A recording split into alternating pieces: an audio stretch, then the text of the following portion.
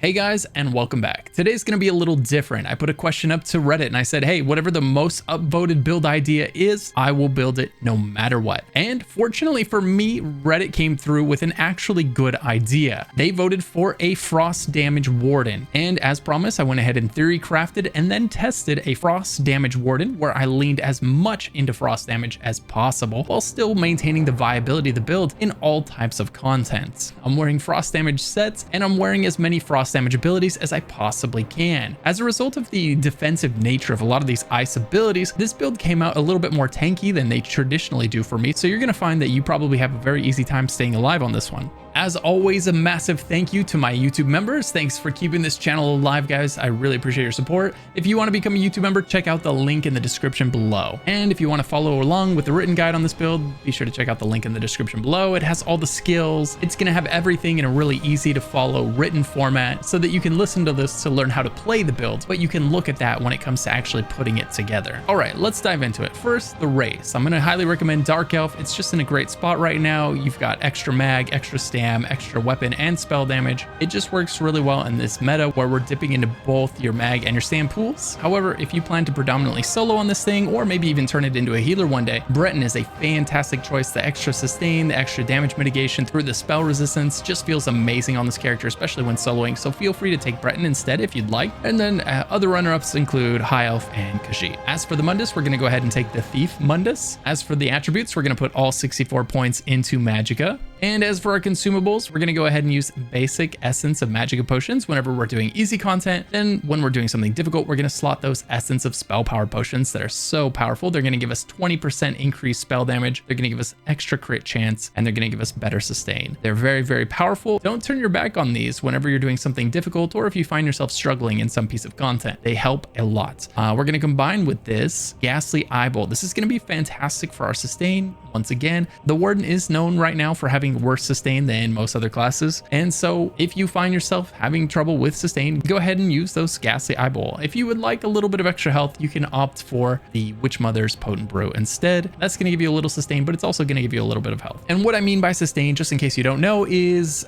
your ability to play the character without running out of magic. All right, now let's talk about the gear. First up, our helmet. We're going to go ahead and use Ice Hearts, and we're going to run 2-piece Ice Hearts. The 1-piece is going to give us extra critical chance, which is going to be great for our damage and content. And the 2-piece bonus is going to provide extra ice damage, which is buffed by our passives and by the gear that we're wearing. And this gives us a nice shield. So when you're doing solo content, you're constantly getting an extra damage shield to protect you from incoming damage. And because it's frost damage going out, it's perfect for our Frost Warden here. We're going to combine with that on the body, Robe of Frostbite. This set is basically going to give us more spell damage and more critical chance. And the 5-piece bonus is going to increase our damage done with frost abilities by 8%. It's going to increase our damage done against chilled enemies by 4%, and it's going to increase our damage done against enemies afflicted with minor brittle by 2%. So we're basically going to be tapping into all of those damage bonuses 100% of the time because of the damage that we have going out. It's predominantly frost damage, so everything's always going to be cold, it's going to be chilled, and it's going to be boosted by this set. Now I'm going to propose 2 different sets to combine with that. One is for now, the next couple of weeks until the patch comes out, and then with High Isle, there's a fantastic set being added to the game that is all frost damage, and it's called Oral of the Depths. This set is going to give us increased weapon and spell damage. It's going to give us minor slayer, which means we're doing increased damage by 5%. It's going to give us crit chance, and then when we do a light attack, it's going to do frost damage over 8 seconds, and then a AoE whirlpool that's going to do more frost damage for 18 seconds. It's really easy to trigger. All you got to do is light attack, and it's going to go off every time that it's off of cooldown.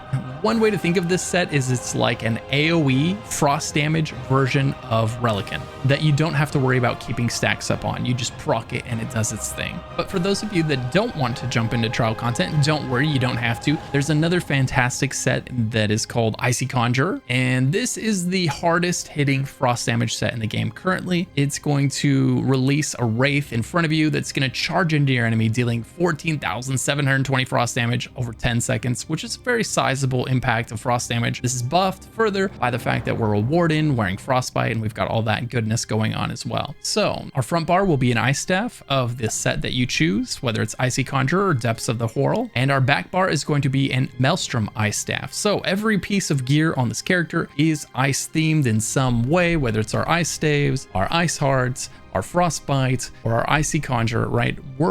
We are fully leaning into the identity of a frost mage here as much as the game is going to let us. And then as for the abilities that we're going to combine with this, I am dipping into every frost ability that makes sense, and maybe even one or two that doesn't technically make sense. It's a little bit overkill on the defensive side, but there's really nothing else to choose from in the terms of frost damage. And you guys were very clear that you wanted a frost damage centric warden. So in this build, 7 out of 12 of our abilities are frost centric. They're either doing frost damage, or they're healing us with frost damage, or they're protecting us with frost armor. Both of our ultimates are frost damage. So I did everything I could to use as many frost damage abilities while still putting something together that's going to be able to do enough damage to do all the content in the game. All right, first up is Sub Assault, and I know it's not frost damage, but this is the hardest hitting ability that the Warden has, and there's really no equal to it in the kit. If you choose not to take the Sub Assault, you're going to do a lot less damage for it. This is kind of the heart and soul of the DPS Warden. The way it's designed by ZOS, this is the way they envision this going down.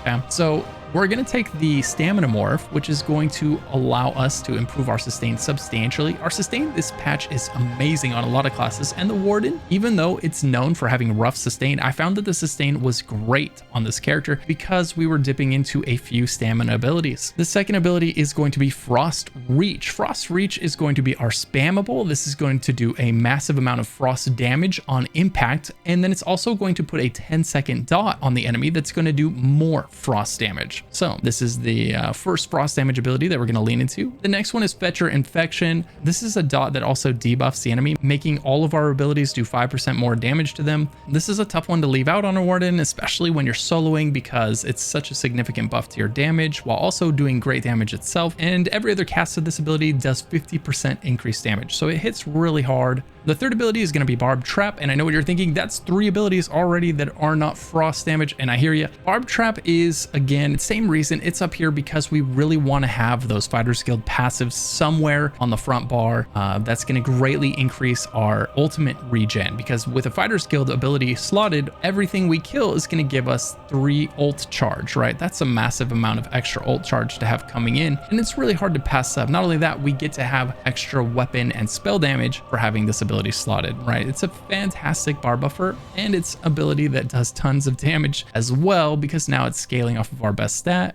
So it's a fantastic dot. It's a fantastic bar buffer. It gives us minor force, increasing our critical damage by 10%, right? It's just really hard not to put this on the build. Okay, now let's jump into a couple more ice abilities. We've got Arctic Blast, which is going to envelop ourselves in winter winds, right? This is a heal. It's a burst heal followed by a small heal over time. So it's going to heal you a big chunk of your life. Then it's going to heal you over time for 5 seconds, small ticks. And while it's doing that, it's also going to be hitting the enemy, all of the enemies around you, for frost damage. So this is going to simultaneously heal you and hurt the enemy. And after 3 seconds of hitting the enemy, they're going to freeze. If they can be frozen, they will freeze solid, and then you get to just wail on them. That freeze lasts for 3 seconds, so it's a nice self-heal. It's a great little dot. It's a great immobilizer of enemies. It's just kind of a nice all-around ability. The front bar ultimate is going to be Ice Comet, and this is actually going to do a lot of damage. This thing's hitting really hard. It's being buffed by all of our sets, our frost sets, and our brittle. You call a comet down, it's going to impact, and then it's going to leave a dot on the ground for 13 seconds, doing a ton of damage over that duration. It's also going to slow the enemies in the area by 50% for 6 seconds. So it slows them, it hits them real hard, and then it puts a real thick dot on them for 13 seconds. It's a great ultimate for your character. Plus, it's giving us some Mage's Guild passives that are going to increase our max mag and our mag regen. So really nice to have slotted all around. On the back bar, we're going to use Unstable Wall of Frost, another frost ability. That's going to be the 4th frost ability on the build. This is a nice rectangular wall of frost that goes out. It also wraps you in a shield that's going to mitigate some incoming projectile damage. So it's going to be nice damage for you, and it's also going to be nice defensively. The second ability on the back bar is going to be Mystic Orb. Why? Because we needed a really solid chunky dot, and it's really hard to beat Mystic Orb. It's one of the best dots in the game still to this day, and so we've slotted it here. It's an orb that slowly floats in front of you, hitting all nearby enemies as it goes by. It's one of the hardest hitting dots in the game, and so we've slotted it here. The next ability is another ice ability, Winter's Revenge. This is really nice. You put shards on the ground that stab the enemies, dealing frost damage over 12 seconds. Enemies that are hit are overcome with bitter cold, reducing their movement speed by 30%, and it's got a great chance to apply the chilled effect. And if you remember, our gear says that we're going to do more damage to chilled enemies. We've also got passives that say we're going to do more damage to chilled enemies, right? So when things get chilled,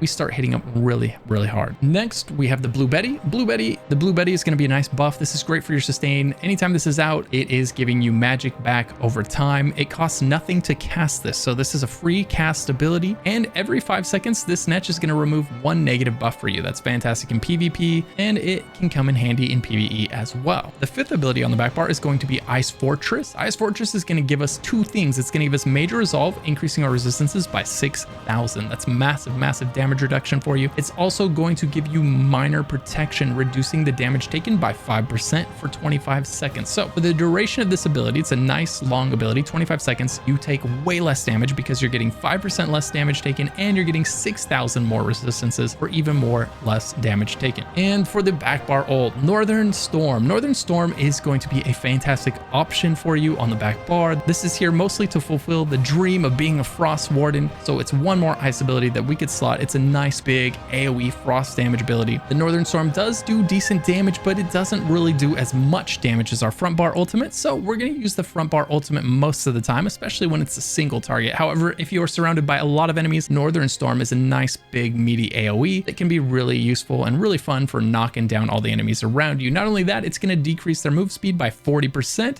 and it's going to increase your weapon and spell damage by 300 for 30 seconds, while also giving you major protection to reduce your damage taken by 10%, right? So this ultimate does a lot of things. It's a big AoE, it slows the enemies, it buffs you, and it makes it so that you are tankier. So lots of your abilities, if you've noticed, are going to be making it so that you're doing more damage to chilled enemies, you're doing a lot of frost damage, while also taking less damage, which was one of the reasons this build ended up feeling so tanky. You combine this build with like Ring of the Pale Order, and if you remember to keep your buffs up and your dots up, you won't die on this thing, okay? As for the rotation, you always start with your pre-buff, which means you're just going to cast any abilities that don't cause aggro. So we're going to cast our Blue Betty and our Ice Fortress. This is going to buff us up. Then we're going to go ahead and hit our Sub Assault. This takes 3 seconds to go off. So while that 3 seconds starts ticking, we're going to go ahead and lay down our back bar dots, our Unstable Wall, our Mystic Orb, and our Winter's Revenge. As that's happening, your Sub Assault is going to explode for the first time. You're going to go ahead and get your Barb Trap and your Fetcher Infection down as well. Now all of your dots are ticking, and you can go ahead and start hitting the enemy with your Frost Reach. Feel free to throw in an occasional Arctic Blast as well. This is decent damage, especially if there's more than one enemy around you, and it's going to heal you, and it's going to turn them into cubes of ice that can't attack you. So this can be really good anytime you're surrounded by a couple enemies or more. Otherwise, keep using your Frost Reach. This is your spammable until either your Sub Assault has come off or one of your dots has come off. Every time this is exploded twice and this falls off, go ahead and reapply it. Do your best to keep up your dots, especially if you're wearing Ropo, especially if you're wearing your Ring of the Pale Order. Ring of the Pale Order only really works well if you're keeping a lot of dots on the enemy, and then those dots are being turned into hots for you by the 20% damage returned as life from the ring. So just really focus on keeping those dots down if you're throwing the ring on. If you're not wearing the ring, then you're going to be a lot more aware of your Arctic Blast. You're going to be using it a lot more because the Ice Heart will prevent you from taking a lot of damage, and it buys you a lot of time to unload on the enemy, but it only procs every so often. So in between its procs, you're going to have to do some self-healing with your Arctic Blast, which,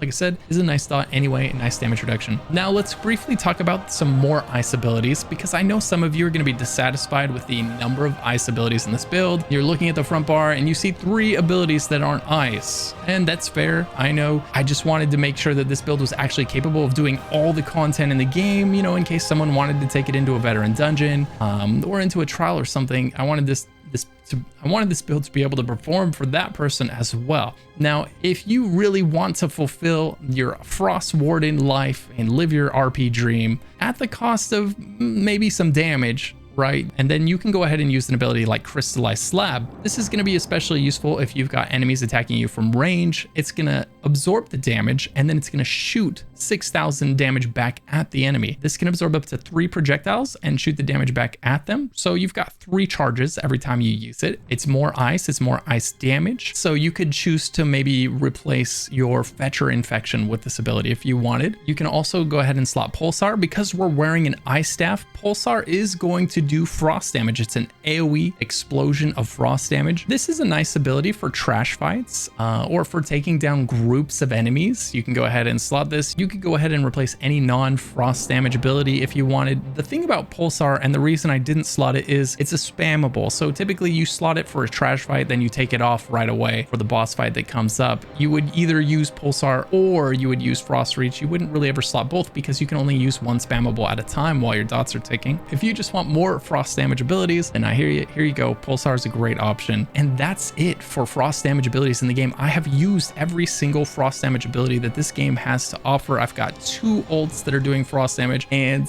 I've got 7 total abilities that are frost centric, and there really wasn't anything left. For the last year, I've been lobbying for ZOS to make Ice Warden more possible than it is right now, and I'm still lobbying for it, man. I wish we had 1 or 2 more ice abilities. I wish that the magic morph of the beetles would instead be pillars of ice that come up from the ground in explosions, much the way that the sub assault does, but it would be ice instead of insects, and it would really help add some frost damage to our frost mage and let us live that best life. Things like that, little things like that, little ice morphs instead of having 2 insect morphs would be really cool for this class to really let us have that frost mage that I've been dreaming of, and clearly so have you guys. All right, now let's quickly go over the passives for the Magicka Warden so that you understand why we picked what we picked and why it's important that we picked it. Anytime one of our companion skills ends, we get a little bit of health back. That's kind of nice. Not a big deal, but so every time our sub assault goes off, or every time our Fetcher goes off, or every time our Betty disappears, right, we get 1,285 health. It's not enough that you're gonna notice it really, but it is better than nothing.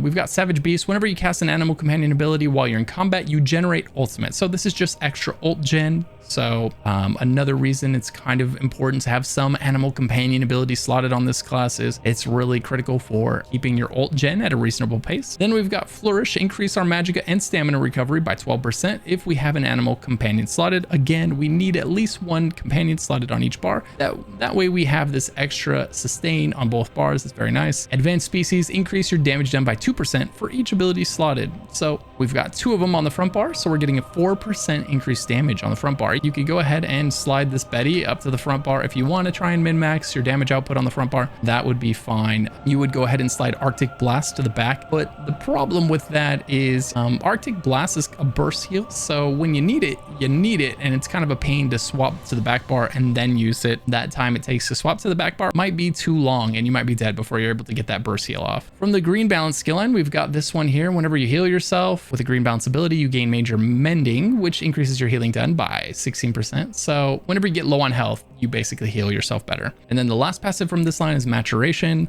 and this gives you Minor Toughness. In other words, it increases your max health by 10%. It's a very, very powerful buff in the game, so definitely take advantage of this. Anytime you heal yourself, you get 10% max health for 20 seconds. That's massive. So, so feel free to heal yourself once every 20 seconds, even when you don't necessarily need it. And no, the Ring of the Pale Order does not count as a self-heal for that. You're gonna have to cast one of your heal abilities.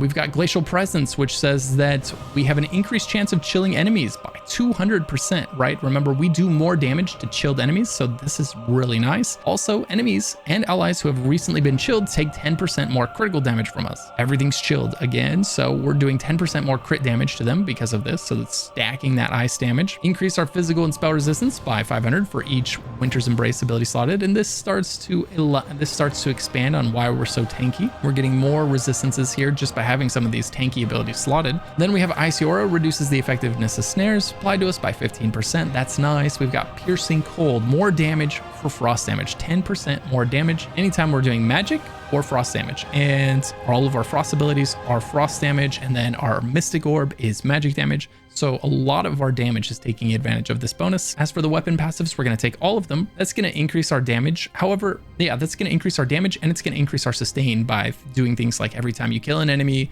with you know, your staff skills, you get Magicka back. However, be warned that if you take Trifocus, whenever you block with your staff out, it's going to cost Magicka instead of stamina. So if you feel like you're having a hard time sustaining your Magicka, it might be because you are blocking and you have this passive. Either block less or don't spec into this passive. For our armor passives, we're going to go ahead and grab all of the light armor passives and grab all of the medium armor passives if you choose to wear any medium armor. As for the fighter's guild, we're going to grab the first 4 passives. The important one of note here is going to be the second one, increase your weapon and spell damage by 3% for each ability slotted. That's massive. And banish the wicked, which says we generate 3 ultimate whenever we kill an enemy. That is massive. Great ult recharge. Then we're going to grab the mage's guild passives. We're going to take everlasting to increase the duration of our mage's guild abilities, right? That nice dot that ice comment leaves down. And then Magicka controller, increase our max mag and mag recovery by 2% for each mage's guild ability slotted. And we've got that one there. So better sustain, better damage.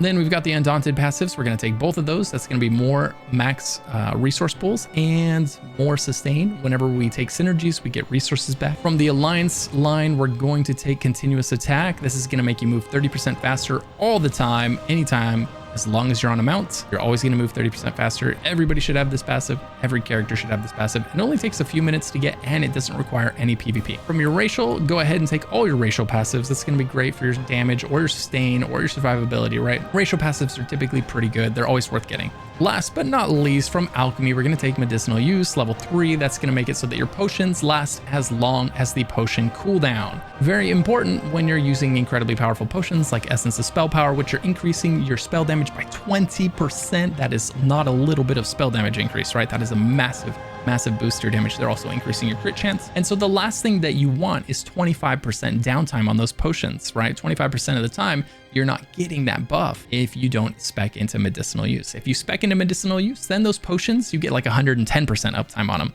It's great. And that is everything, guys. That is everything for the Frost-centric Warden. I tried very hard to make this have as much frost damage, as many frost sets, right? All 3 of our sets are doing frost damage, are enhancing frost damage. We are wearing 7 frost abilities. Both of our ults are frost abilities. We leaned as hard as we could into frost damage. The only frost abilities that were left were really tank centric. You know, they were slab, or they were abilities that aren't really used for putting out any kind of damage. They're mostly for the Warden tank spec. So you can slot them. It's going to make you tankier and it's going to make you do less damage, but we're already plenty tanky. We really didn't need them, and we can always use a little bit more damage. As for the champion points, those will be listed in the written guide, link in the description below. If you found this video helpful, be sure to like and subscribe for more ESO content. If you have any fun ideas on how to make this Frost Mage more frosty, be sure to leave them in the comments below. And again, a massive thank you to my YouTube members for supporting the channel. If you want to become a YouTube member, be sure to check out the link in the description below. If you have any questions about the build, be sure to swing by my Twitch stream over at twitch.tv/luckyghost. I hope you have a fantastic day, night, or evening, wherever you might be. Until the next video, feel free to watch one of these 2 videos popping up on screen now.